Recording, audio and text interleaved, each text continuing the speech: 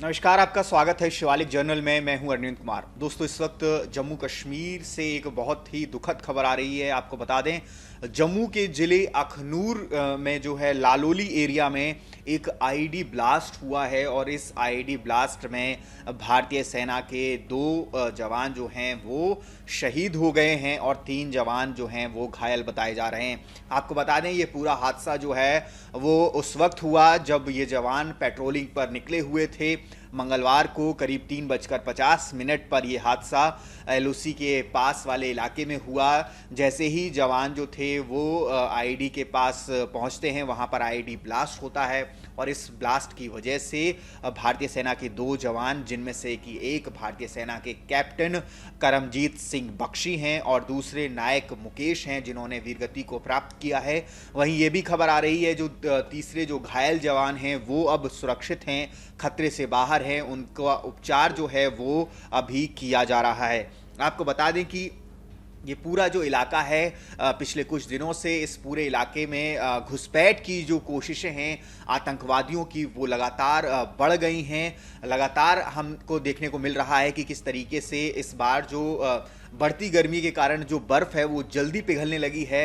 इसी कारण जो आतंकवादी हैं, अब उन्होंने जो घुसपैठ करने का जो समय है वो भी तय कर लिया है। अभी से ही वो घुसपैठ करने की कोशिश करने लगे हैं।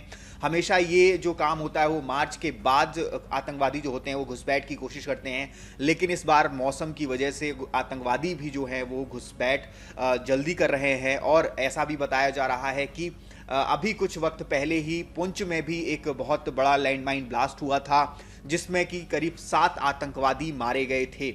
और ये भी बताया जा रहा है कि इस वक्त जम्मू कश्मीर के इलाके में लगभग 70 से 80 पाकिस्तानी आतंकवादी जो हैं वो एक्टिव बताए जा रहे हैं। वो पूरे इलाके में कहीं पर भी हो सकते हैं, क्योंकि आतंकवादियों ने अपना जो हमले करने का तरीका है, अपनी जो स्ट्रैटेजी है वो पूरी तरीके से चेंज की हुई है। आतंकवादी अब पहले की तरह सामने से नहीं आते, छुप करके आते हैं।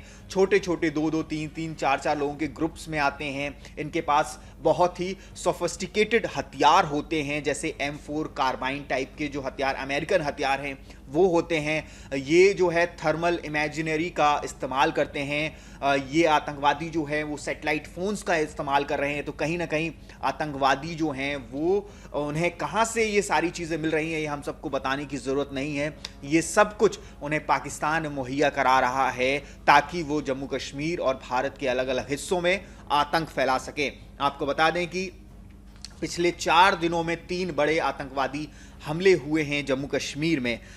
यही जो मैंने आपको जिस तरीके से बताया कि क्या कारण है इन सब चीज़ों का, क्योंकि बर्फ़ जो है वो अब पिघलने लगी है। गर्म मौसम के कारण, जल्दी गर्म मौसम आने के कारण बर्फ़ जो है वो पिघलने लगी है और आतंकवादियों की घुसपैठ और भी ज़्यादा तेज़ हो गई है। लेकिन हमारे भारतीय सेना के जवान और सुरक्षा बलों के जवान पूरी तरीके से मुस्तैद हैं। लगातार वो ऐसी घुसपैठ को नाकाम करने में लगे हुए हैं। लगातार वो चौकसी जो है सरहद की वो बढ़ाए हुए हैं। लगातार पेट्रोलिंग जो टीम्स हैं उनको बढ़ाया जा रहा है ताकि ऐसी किसी भी घटना को से निपटा जा सके और आतंकवादियों को उनके मंसूबों में कामयाब ना होने दिया जा सके। आपका इस पूरी खबर पर क्या कहना है हमें कमेंट सेक्शन में ज़रूर बताइएगा। शहीद कैप्टन करमजीत सिंह बख्शी जी और नायक मुकेश जी को शिवालिक जर्नल कोटि कोटि नमन करता है। जय हिंद, जय भारत।